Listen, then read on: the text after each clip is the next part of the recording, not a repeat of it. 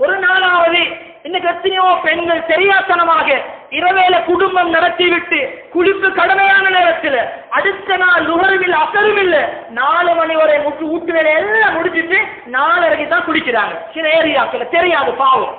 ஏன் கணவனை தட்டி கேட்கிறாரு, இங்க வாங்க சொல்லு, குளிப்பு கடமையானா குளிக்கணும். காலையில ஃபஜ்ர் தொழுகை இருக்குது, லுஹர் தொழுகை இருக்குது, குளிக்காம இருப்போம் என்றால் மலக்குமார்கள் பதுவா செய்து கொண்டிருக்கிறார்கள், வீட்டுக்கே முசீபத்தப்பா. காலையில குளிக்குவோமே, குளிப்புடைய விஷயங்கள் தெரியாம எத்தனையோ பேர் 5-6 பிள்ளைகளை பெற்று வாழ்ந்து கொண்டிருக்கிறாங்க. அன்புக்குரிய அல்லாஹ்வின் நல்லடியார்களே, அதே மாதிரி பெண்ணுடைய ஆடைக்கு ஒரு கணவன் பொறுப்புதாரு. ஒரு மாப்பிளைக்கு முன்னாலே ஒரு பொம்பளைக்கு எப்படியும் இருக்கேன் என்ன தெளிவா சொல்லலாது மிம்பர்ல. அன்புக்குரிய அல்லாஹ்வின் நல்லடியார்களே, ஒரு கணவனுக்கு முன்னால் அவர் எப்படியும் இருக்கேலும். குர்ஆன்ல சொல்றான், உங்களோட தோட்டம், உங்களோட வில்லேஜ், உங்களோட வைஃப் உங்களோட பயிர் நிலம், நீங்க விருப்பமானதை நாட்டுங்க, விருப்பமான அறுவடை செய்யுங்க, விருப்பமான மாதிரி இருங்க, பிரச்சனை இல்லை.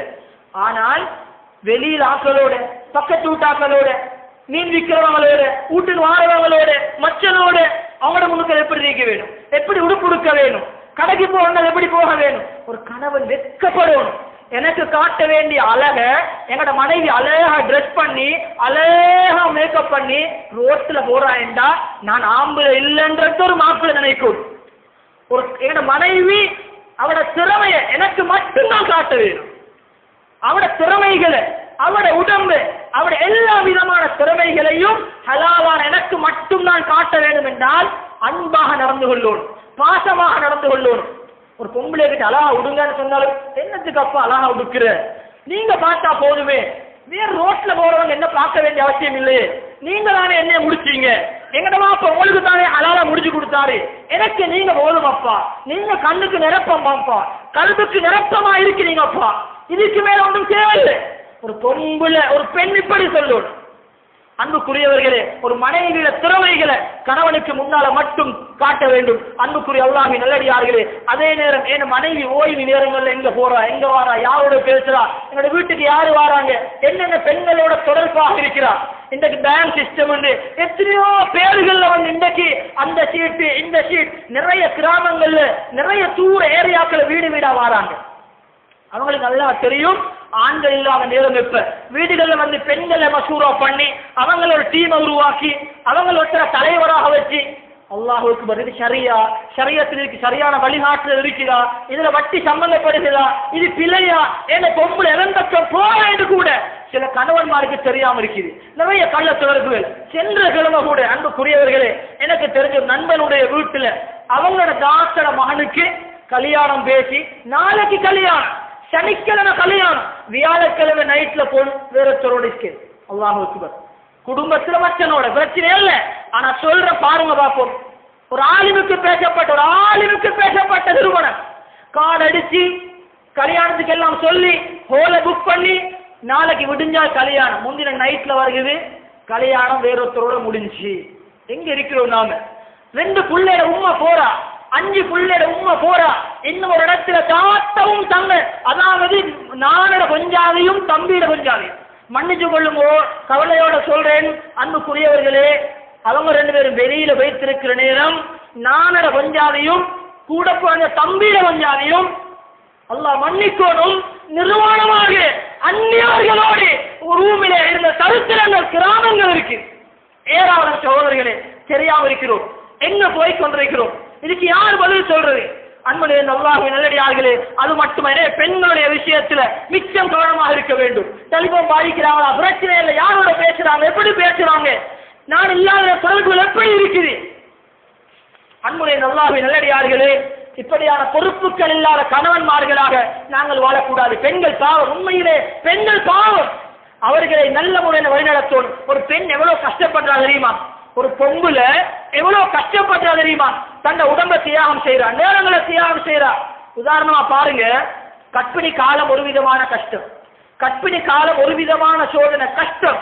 அதே மாதிரி பாருங்க பார்ப்போம், காலையில எழும்புறாண்டு வைங்க, கொஞ்சம் யோசனை கெடுப்போம். நாம என்னோட மனைவி அறிவுல பலகீனமானவள், பலத்தில பலகீனமானவள், பாவம், ஒரு அப்பாவி ஒரு பெண் காலையில எழும்புறா, எழும்பி சொந்த தேவைகளை முடிச்சு கொண்டு கணவனை எழுப்புறா. அதோட என்ன செய்யறா, காலையில பிள்ளைகள் 4-5 பிள்ளைகள் அந்த ஒரு ரூமுக்குள்ள 2 ரூமுக்குள்ள அவங்களை எழுப்புறாவா இல்லையா? அவங்களை எழுப்பி அவங்களை ஸ்கூலுக்கு ரெடி பண்ற நேரம் அங்கே நேசரிக்கு போற பிள்ளையும் எழுப்பிக்கொள்ளும், அங்கே பால் குடிக்கிற பிள்ளையும் எழுப்பும். பாருங்க, ஒரு பொம்புல எத்தனை பேரை ரன் பண்றான்னு வாங்க பார்ப்போம். எங்களுக்கு கேளுமா அப்படி ஒரு நாளைக்கு நாம செஞ்சு பார்ப்போமா? அங்கே சின்ன பிள்ளைனா டக்குன்னு அதுக்கு பாலை கொடுக்குறான், அங்கே நேசர பிள்ளை எடுத்து என்ன டையை காணுண்டா, என்ன டையை காணமாமான்னு அதலும் அதை ஓடி போயிட்டு அதை பார்க்குறான். எங்களை ஹஸ்பண்ட் கிளம்பி கொண்டு என்னப்பா நான் 4 மணிக்கு கிளம்பினது என்ன ஒரு கோபி சொட்டு சேர தாம இருக்கிறீங்க தயலையா அவளுக்கு அந்த ஏச்சம் வாங்கி போறான். அங்கே மாமா அங்கே மாமி சுபஹானல்லாஹ் பெரிய ஒரு பாராளுமன்றத்துக்குள்ள வேலை செய்யற மாதிரி அங்கே ஓட்டுறா இங்கே ஓட்டுறா. இங்கே புள்ளை ஸ்கூல் காட்ட 7 மணியோட இந்த ஆட்டா வருகிறது, அதோட புள்ளை அனுப்புறா. அடுத்த புள்ளை நேசரைக்கு அனுப்புறா, அடுத்த புள்ளை இந்த கக்க போயிட்டு கொண்டு அப்படி அதை கழுவுறா. இங்க மாப்பிள்ளை டைம் ஆகுது, மாப்பிள்ளை அனுப்புறா. ஓய்வா அதோட ஓய்வா அதோட தான் கொஞ்சம் உட்கார்ந்து ஒரு பாண்டுண்ட ரொடுத்துண்ட கடிக்கிற நேரம் திரும்ப யாசரி வருவாங்க வீட்டுக்கு, அவங்களோட பேசுறா. திரும்பி நான் டைமை பார்த்தா 9:30, அதோட சட்டிப்பான கழுவணுமா, அதோட உடுப்ப கழுவணுமா. பாவம் சகோதரர்களே, பாவம். ஒரு பெண் எவ்வளவு கஷ்டப்படுகிறாள், என்னத்தை அனுபவிக்கிறா ஒரு பொம்புல எங்க வீட்டுல வந்து கஷ்டப்படுறா கூட. பாவம், இவருடைய கை நீட்டுறது அநியாயம் பண்றது எவ்வளவு பாவம் தெரியுமா அந்த ஜீவன்கள். அதே நேரம் 10 மணியோட சமையல் அருகே போனா 12 மணி 12:15 ஆகுற நேரம் அங்கே புள்ள வருவது, அதோட இவருடைய கோல் வருவது, எத்தனை ரன் பண்றான். அதோட அங்கே மக்தபு, குர்ஆன் மதரசா, டியூஷன், பின்னேற ஹஸ்பண்ட் வராரு, அவர் உடுப்ப கழுவணும், அங்கே நோயாளியை பார்க்கணும், இங்கே வயதுட்டு போகணும், இங்கே மாமியில சபையை பார்க்கணும். அல்லாஹ் அக்பர். ஒரு பெண் பண்ற கஷ்டம். எத்தனை கிலோமீட்டர் வீட்டுக்குள்ள நடக்கிறா, தண்ணியை தூக்கணுமா, வரகு கொத்தணுமா, தேங்காய் உரிக்கணுமா. ஒவ்வொரு ஏரியாக்கள்ல வித்தியாசமான முறையில பெண்கள் கஷ்டப்படுறாங்க. எத்தனை கிலோமீட்டர் மேலே கீழே ஏறி இறங்குறா. நாங்க செய்ய மாட்டோம், ஆனா ஆம்பளை என்று சொல்றோம். நான் ஆம்பளை சிங்கமாப்பா, ஒரு நாளைக்கு செஞ்சு பாருங்க பார்ப்போம். அதுதான் வைஃப் பெண்டன்ட் ஆகி பபா கடத்தை நிப்பாட்டினோன்னு கொஞ்சம் மாமிக்கு வந்தீங்க சொல்லுங்களேன் அப்பா 3 நாளைக்கு. கொஞ்சம் மைனியை கூட்டி அவனை விட்டுட்டு போங்களே, கொஞ்சம் ராணி தாத்தாவை கூட்டி அவனை விட்டு போங்களே, கொஞ்சம் அவங்கள சித்தி தாத்தாவை கூட்டி அவனை விட்டு விடுங்களே, கொஞ்சம் வெள்ளை தேத்தண்ணி ஊற்றிக்கொள்ள, கொஞ்சம் வெள்ளைக்கு ஏதாவது கொஞ்சம் பானுக்கு சம்பளம் செஞ்சுதாரதுக்கு. ஏனப்பா 13 வருஷமா ஒன்று பொங்குல வாங்க செஞ்சா இந்த ஒரு நாளைக்கு செஞ்சு பார்ப்போவே. இவர் தேத்தனியை சீனியம் எடுத்து ஒரு தலைமாறக்கிட்டே ஒருங்கு வாங்க சொல்லும். அன்புக்கு அல்லாஹ்வின் நல்லடியார்களே, எனவே பெண்களை மதிக்க வேண்டும், அவர்களுக்கு நேரம் கொடுக்க வேண்டும், அவங்களோட பிரச்சனையை கேட்கணும். இந்த குலவியலாளர்கள் சொல்றாங்களாம் ஒரு நாளைக்கு 600 வார்த்தையை அப்படியே பேசணுமா.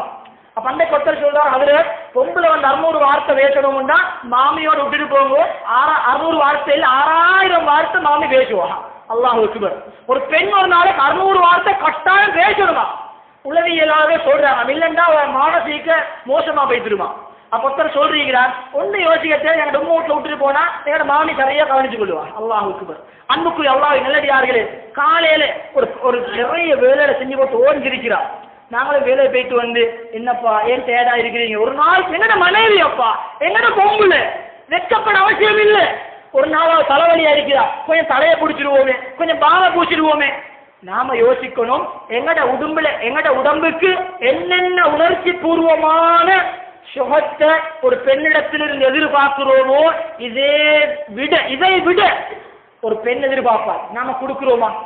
நாங்க அந்த பெண்ணை சந்தோஷமாக உள ரீதியாக, உணர்ச்சி ரீதியாக, உடம்பு ரீதியாக சந்தோஷமா வச்சு கொண்டிருக்கிறோமா? சந்தோஷமா வச்சு கொண்டிருந்தா ஒரு பெண் இன்னும் நினைச்ச மாட்டா. இந்த எத்தனையோ பெண்கள் உடலால ஒத்தனோட உணர்வுகளால இன்னும் ஒத்தனோட வாழ்றாங்க. காந்தி கோடுகள சம்பவங்கள் சொல்லுறான், நேரம் இடம் கொடுக்காது. அன்புடைய அல்லாஹ்வின் நல்லடியார்களே, எனவே பெண்களோடு அன்பாக பேசுவோம், பிரச்சனைகளை கேட்போம். நாம வெளியில பட்டம் பதவியை கலட்டி போட்டுதான் மனைவியோட வாழும். நான் வெளியில பிரின்சிபல், மனைவி என்னைய பிரின்சிபலா பாக்கியலாவே. நான் வெளியில தான் போலீஸ் மேனா இருப்பேன், நான் வெளியில தான் மதுரசால ஆளு, நான் வெளியில தான் பேசிமா. வீட்டுக்குள்ள போனா பட்டம் பதவியை செருப்போட கலட்டி வச்சுட்டு மாப்பிள்ளையா போனா ஒரு நேரம் கோபம் வந்தா என்ன ஓய் விளங்குதில்லையான்னு கேட்பா. கேட்டா ஏற்றுக்கொள்ளத்தான் வேணும். இதுதான் குடும்ப வாழ்க்கை. அன்புக்குரியவர்கள், இவர் நினைக்கிறார் நான் இமாம், நான் பயான் பண்றவரு. போனா எங்களோட மனைவி நாளைக்கு மடிஞ்சு வாங்க பேசி மாமா அவங்களே, சாப்பிடுங்க பேசி மாமா அவங்களே, இப்படி சொல்ல மாட்டா. நீங்க ஃப்ரெண்ட்லியா அவங்களோட ஹஸ்பண்ட் உரிமை இருக்குது, தாராளமா பேசுவார். அன்புக்குரியவர்களே, என்னுடைய குடும்ப வாழ்க்கையை விளங்குவோம். ஒரே ஒரு விடயத்தை மாத்திரம் சொல்லி முடிக்கிறேன். அன்புடைய அல்லாஹ்வின் நல்லடியார்களே, இன்றைய கவலையான விஷயம் என்ன தெரியுமா? இல்லற வாழ்க்கையில நிறைய பிழைகள் நடந்து கொண்டிருக்கு.